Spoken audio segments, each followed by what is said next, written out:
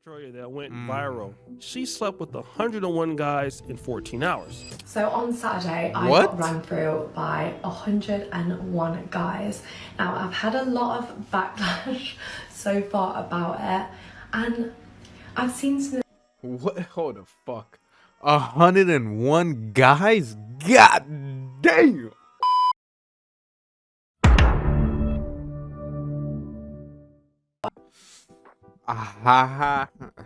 Ladies and gentlemen, boys and girls, welcome back to the motherfucking YouTube channel. If this is the first time seeing me on your YouTube page, you wanna go ahead and slap the motherfucking shit out yourself. Why? Because you should have been knowing about me earlier. Real talk. You gonna hit that subscribe button. Now today we will be reacting to, it is called Broke Atlanta Strippers Are Begging Men for This.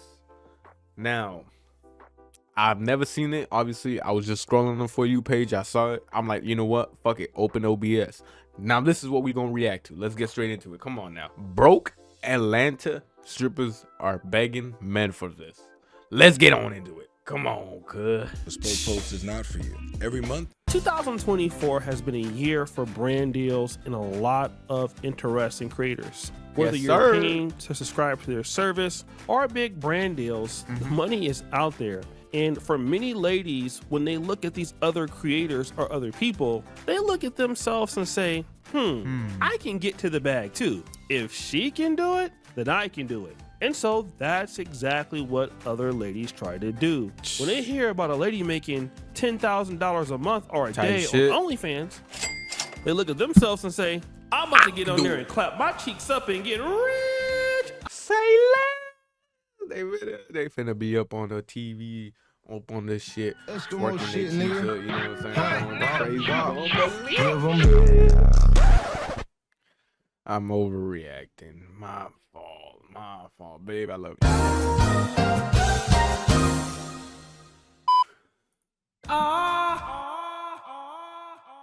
But like grandma used to say, if it was easy, everybody could do it. The real reality is that business is hard, even if you're a bona fide booty clapper. That's right. You can get your cheeks clapped and still not get no damn money. Unless you want to get your cheeks clapped by Diddy, and Demon better not put that picture of me holding Diddy. Hell nah. Hell nah. No party like a Diddy party. That's Lord. But again, this is a trend. For example, there was a lady in Australia that went viral. She slept with 101 guys in 14 hours. So on Saturday, I got run through by 101 guys. Now, I've had a lot of backlash so far about it, and I've seen some... What? Hold the fuck. 101 guys? God damn! I hope your fallopian tubes are tied. Videos, and I see your side. Like, I am not trying to encourage all the girls to be... Nah, you encouraging. You wild out. You bugged out. What the fuck? Doing that, like, if they don't want to and feel like they have to do that. Then there's the most famous case of former stripper Cardi B, who everybody's trying to be like now. But Cardi B had to basically recount where she came from in this strip club. Dang. And it was a touching moment for her.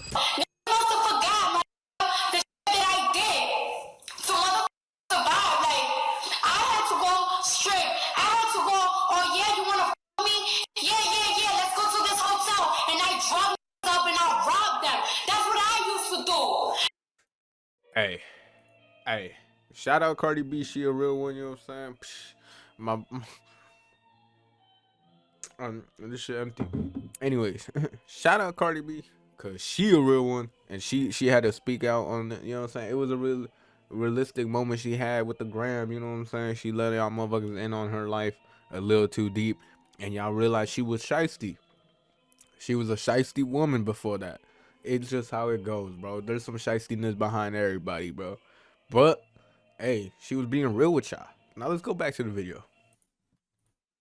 Nothing was motherfucking to me, nothing. So for a big motherfucker to say that I don't deserve it, that's when I know that they fucking bugging, because they do not know the shit to do so.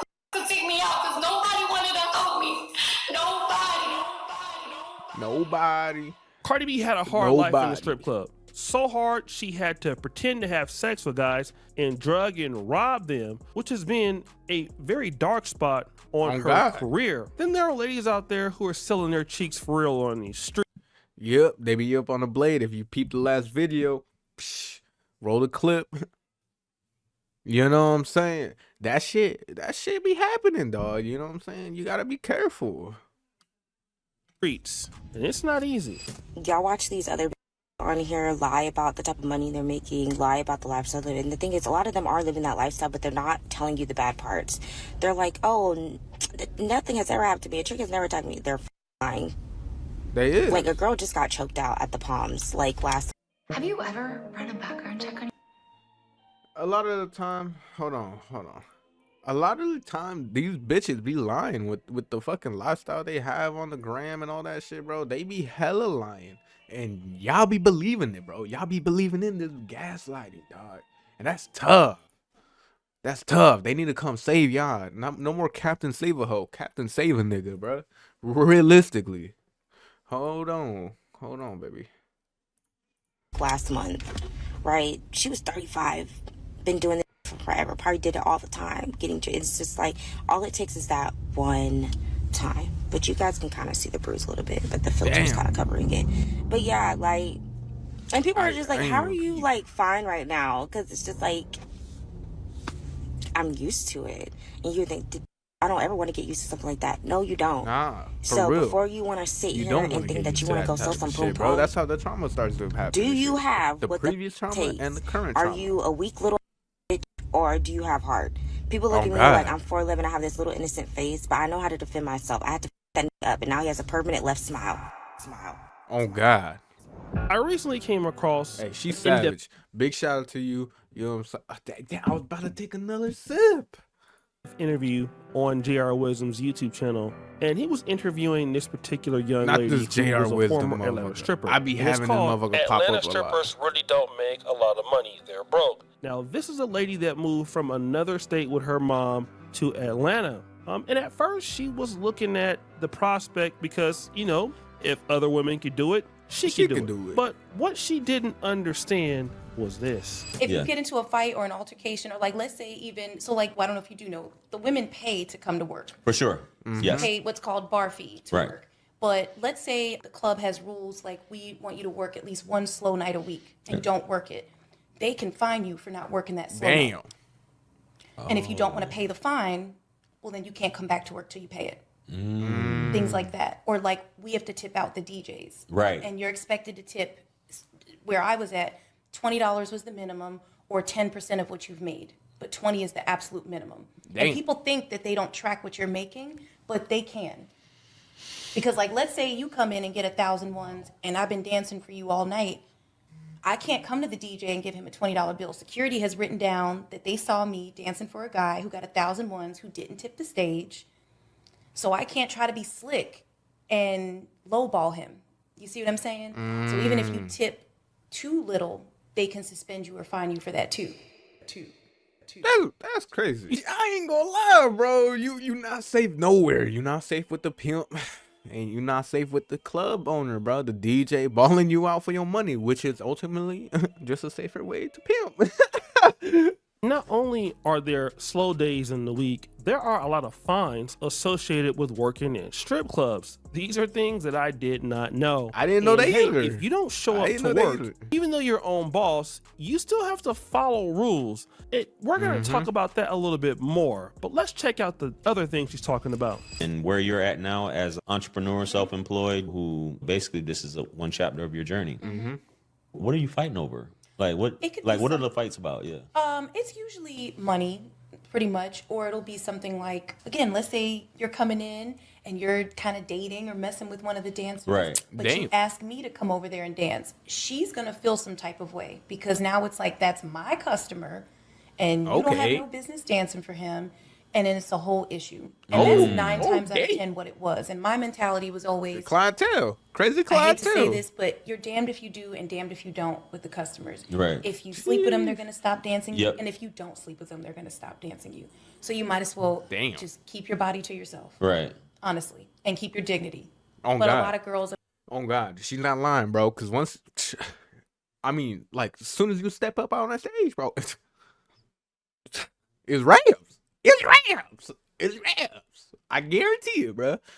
You know what I'm saying? You gonna get that one motherfucker who pull up with a fucking rack on him, go throw it for you. You know what I'm saying? Throw the bag for you real quick. You know what I'm saying? You a bad one tonight. You a bad one tonight. You know what I'm saying? Anyways, you know, you gonna have one motherfucker pull up to the club and he gonna end up giving you that rack for the night. You know what I'm saying? And damn, you gonna be like, ooh, this shit easy. It's coming in quick. Coming in like cheddar. But again, them slow nights gonna hit. And them slow nights when you only taking a little bit of bread than you're not normally used to. Oh, bro, it's gonna be a wreck. Unfortunately, don't. Whether they're genuinely interested in the person or they're doing extra stuff for money on the side, whatever it is. Oh God. So yeah, it would lead to a lot of problems. Dog. And I didn't drink at work. That's the other thing. I didn't drink at work. That's good. I'm not into drugs. So being in an environment like that sober is hard. Now, I fucking bet. I've heard this too. Dealing with a lot of women being sober and dealing with drunk motherfuckers or high motherfuckers, I guarantee would be a motherfucking stress. I ain't gonna lie. My fault. be fighting in the club, right? That's also a reason to get fired or to get fined. Oh God. You're dealing with people talking about, oh, you stole my customers and all sorts of things. Seems really petty, but hey, this goes on. But this next part was the most shocking. I don't think it's all that it's cracked up to be. Plus, I don't think people realize all the money that goes into working. Like, you could pay $200 up front to work. You might have to tip out the DJ $200, $300, $400. Damn. You're tipping out your house mom. You're tipping out security. You're tipping valet. Like, it's a lot of. And then don't be a dancer that drinks, which most do. Wow. Now you have tabs at the end of the night every night. It's a big overhead. Got you. You know what I mean? Yeah, you gotta pay to work. That's crazy, right? Yeah. Like, you gotta tip out so many different people. And again, like she said, there are some strippers who, they drink alcohol. Some ladies get on drugs. And there's a really big business component to a lot of this that a lot of the ladies don't realize, you know? I mean, you talk about dudes potentially stalking you, potentially doing bodily harm to you. That doesn't seem like it's something that you would really want to get involved in. You're not lying, I know bro. that I don't want to get involved with Stop the Show because I'm not going to be up there. Well, I ain't gonna be. I'm lying. I would like to see some of those cheeks be bouncing. But this is also the case for the OnlyFans models. You know, even though they're working for themselves, the business is tough. It's hard. It's saturated too on the OnlyFans. Don't be doing that at Patreon, that Ultra shit, whatever. Nothing comes easy. And a lot of ladies are finding that out for themselves. So many women, they think that things are going to be easy. They're going to live the high life. And yeah, they might be showing money, but they damn sure ain't telling you what they're going through to get that money. And they damn sure ain't talking about the bad situations going on with that money. It's like everything has its pros and its cons, but bouncing your cheeks from random dudes is probably not the way to go. Even so many OnlyFans models that make that have made a ton of money, you honestly see them sometimes quitting the business. That's interesting. But I'm gonna just say this: if they want to continue to go out there and booty clap it up and think that that's gonna take them to their wealth, think about this. Look at Cardi B. I mean, she has money now. She has fame. She also has 3 kids by Offset, a guy she's not with, and a guy that cheated on her the whole entire time. You can look at Nicki Minaj. Now, Nicki Minaj is not an OnlyFans model, but she wants to look like one. Want to know where that got her? Kenneth Petty, a guy who's a convicted felon, and you already know for what. The reality is, for somebody like Nicki Minaj, she worked. I